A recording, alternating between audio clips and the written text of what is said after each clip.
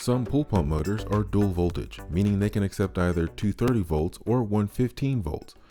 When wiring your pool pump motor, you'll need to select which circuit voltage you'll be using. There are two kinds of voltage selectors, mechanical and jumper switch. In this step-by-step guide, we'll show you how to set your pool pump motor to 115 volts using a mechanical selector switch. The tools you'll need for this project are needle nose pliers, 1/4-inch nut driver. Step 1.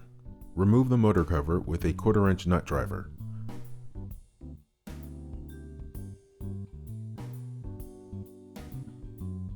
Step 2.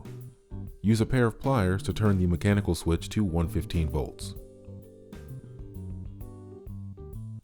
Step 3.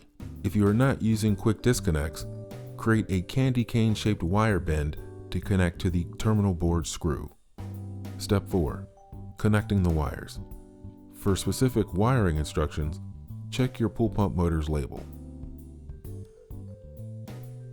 Step 5. Reseat the motor cover and fasten it with a 1/4-inch nut driver.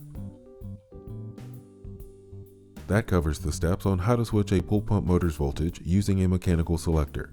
If you have any additional questions, visit us at inyopools.com.